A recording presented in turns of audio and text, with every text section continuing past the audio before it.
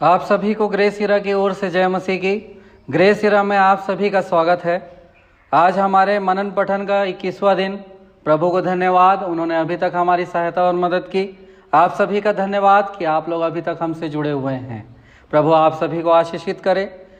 कल हमने पुराने नियम के पहले राजा की पुस्तक से 11 अध्याय से 22 अध्याय तक और दूसरे राजा की पुस्तक से पहले अध्याय से तीसरे अध्याय तक के भाग को देखा था।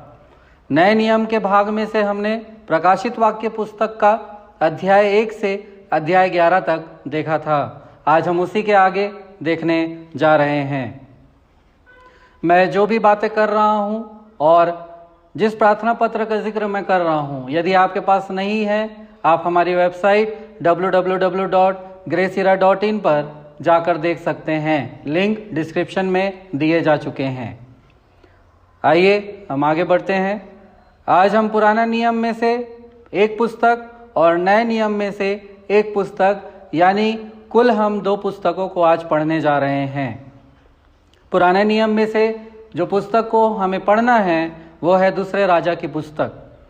दूसरे राजा की पुस्तक का जो भाग आज हम पढ़ेंगे वो अध्याय 4 से अध्याय 20 तक है। अध्याय 4 से अध्याय 8 के 15 पद तक जब हम पढ़ते हैं, उसमें हम विभाजित किए हुए राज्य में भविष्यद्वक्ता एलीशा का जो काम है उसके बचे हुए भाग को हम देखते हैं। कल जहां हमने खत्म किया था उसी के बचे हुए भाग को हम देखते हैं। अध्याय 8 के 16 से अध्याय 17 तक जब हम पढ़ते हैं, उसमें विभाजित राज्य में यहूदा और इज़राइल राज्यों के राजा और सामरिया के पतन के विषय में हम पढ़ते हैं। अध्याय 17 से अध्याय 20 तक हम यहूदा राज्य में हिजकिय्याह से होशिय्याह तक के मुख्य भाग को देखते हैं। इसी के साथ हमने पुराने नियम के आज के भाग को समाप्त कर लिया है। आगे आइए हम नए नियम के भाग में चलते हैं। नए नियम का आज का जो भाग, जो आज की पुस्तक हमको पढ़ना है, प्रकाशित वाक्य की पुस्तक। आज का जो भाग जिसको हमको प्रकाशित वाक्य की पुस्तक से पढ़ना है वह है अध्याय 12 से अध्याय 22 तक।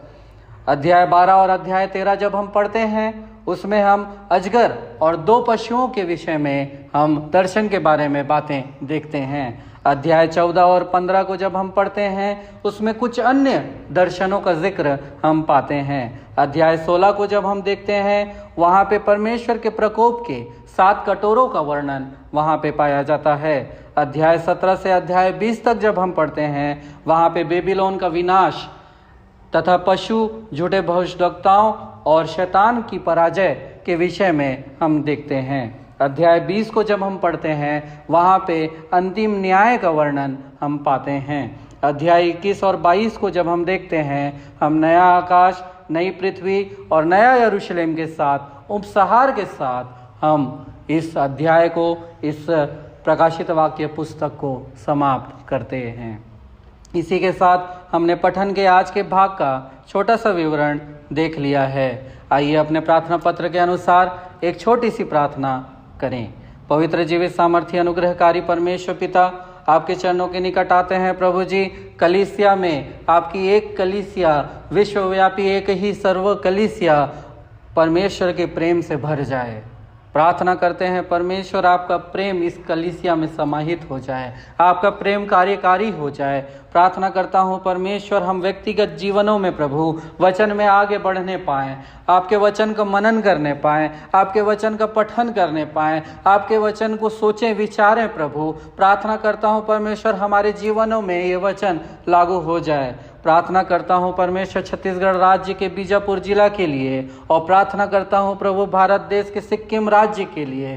प्रार्थना करता हूँ परमेश्वर, ये दोनों जगह के पासबानों, इस दोनों जगहों के कलीसिया के लिए, इन दोनों जगहों में लोगों के, आपके जो लोग हैं उनके लिए प्रार्थना करता हूँ परमेश्वर, वो आशीषित हों, फलवंत हों और एक ऐसी बेदारी को लाने का कारण हो जाए प्रभु कि अन्य लोग कहने पाए कि ये सच्चे परमेश्वर के आराधक हैं। इन दोनों जगहों को यीशु के लहू में बांध देता हूँ प्रभु, ढांप देता हूँ प्रभु।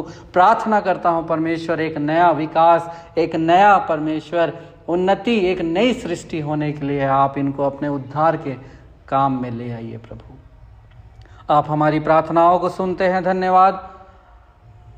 सारा आदर महिमा इज्जत गौरव जलाल आपको देते हैं। प्रार्थना यीशु के नाम से मांगते हैं, सुनिए और कबूल कीजिए।